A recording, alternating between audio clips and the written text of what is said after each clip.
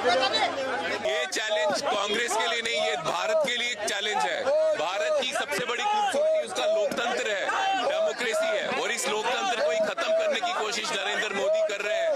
अपने election commissioner को गलत तरीके से बनाकर गणेश को बनाया, जो देश में चुनाव अच्छे से हो ये नहीं देख रहा, मोदी जी किस तरह से सत्ता में रहे वो देख रहे हैं। तो ये चैलेंज पूरे देश में है, देश के युवाओं के ऊपर है कि हमारे पूर्वजों ने जिस तरह से देश को बचाया अंग्रेजों से, आज हमारी जिम्मेदारी है, हमारे कंधों पे जिम्मेदारी है कि आज देश के लोकतंत्र को नरेंद्र मोदी इलेक्शन कमीशन के साथ मिलकर खत्म करना चाह रहे हैं। तो इस देश को हमें बचाना है, भारत माता की छवि को हमें बचाना है, नहीं तो वही मजाक उठेगा पूरे भारत देश का जिस तरह से पाकिस्तान की डेमोक्रेसी का पूरी दुनिया में उठता है। एक ही में जा रहे हैं दोनों, क्योंकि भाई भाई तो है ही ना, संबंध तो है ही, आज से थोड़ी, जिन्ना साहब के टाइम से है, लेकिन पाकिस्तान बनने से पहले।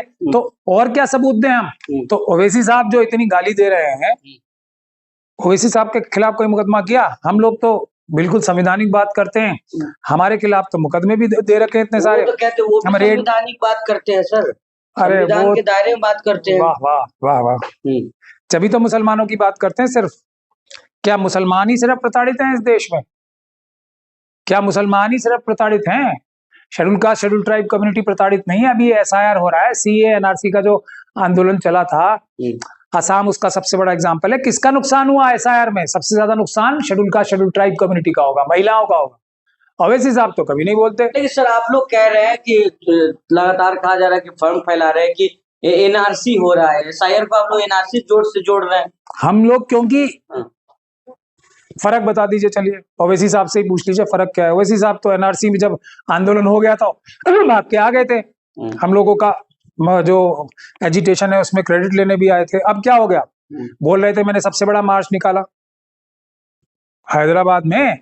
अब ये नहीं है, उनसे पूछ लीजिए ना एसआईआर और एनआरसी में क्या फर्क है। मैं तो कह रहा हूँ बिल्कुल एक चीज है, सिर्फ नाक घुमा के पकड़ी जा रही है। वो तो मुझसे भी बड़े लॉयर है, बैरिस्टर है, उनसे पूछ लीजिए। सर जो लोग बिहार में एसआईआर में नाम कटी वो लोग कहाँ गए? अगर उनको आप कह रहे हैं कि अगर ये जो है एनआरसी हो रहा है तो डिटेंशन सेंटर जाना चाहिए उन लोगों, कहाँ गए 65 लाख लोग? अभी जाएंगे, चिंता मत करो आप। यूपी में तो शुरू कर ही दिया ना योगी जी, थोड़ा ज्यादा उनको प्रधानमंत्री मोदी जी, इनको अमित शाह साहब को हरा के प्रधानमंत्री जल्दी बनने की जल्दी है, तो वो डिटेंशन सेंटर्स बनाने का अनाउंसमेंट नहीं कर दिया। क्या आरएसएस से पूछे बगैर योगी जी ने डिटेंशन सेंटर्स बनवाने का ऐलान किया होगा? बताओ आप। और यूपी से तो डिटेंशन सेंटर्स में जाएंगे, बिहार के लोगों को छोड़ दिया जाएगा, ऐसा लगता है आपको? कहाँ भेजना तो चाहिए ना, अगर एनआरसी आप लोग कह रहे हैं अभी भेज दें। तो जनता गुमराह कर रहे हैं आप लोग। डिटेंशन सेंटर बना रहे हैं, योगी जी गुमराह कर रहा हूं मैं? आप लोग एनआरसी से जोड़ रहे हैं सर उसको। बिल्कुल सीधी सीधी एनआरसी है। एनआरसी क्या थी? एनआरसी भी तो यही थी, कागज मांगे जाएंगे। हमने मना किया था ना तब कागज। क्यों मना किया था कागज देने का? क्योंकि कागज देने का कोई प्रावधान नहीं था एनआरसी के दौरान। उसी प्रकार से एसआईआर में कागज मांग रहे हैं ना, ये 11-12 तरह के कागज जो मांगे जा रहे हैं, इस किताब में है कई प्रावधान उसका। संविधान और इस किताब जो कि जो कानून बनता है ना संविधान के तहत जिस भी विषय के लिए, इन दोनों चीजों के बाहर जो भी कार्य किया जाता है वो कानूनी नहीं होता, वो गैर कानूनी होता है। मैं दोनों में से आपसे एसआईआर का नाम बता रहा हूँ, इसमें एसआईआर कहीं लिखी हुई है या इसमें लिखी हुई है तो आप बता दें मुझे।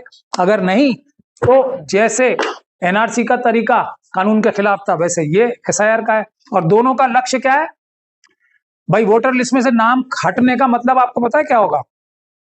हर वो व्यक्ति जो नागरिक है 18 साल का है, राजीव जी ने 18 साल किया था, बाबा साहब ने 21 साल किया था।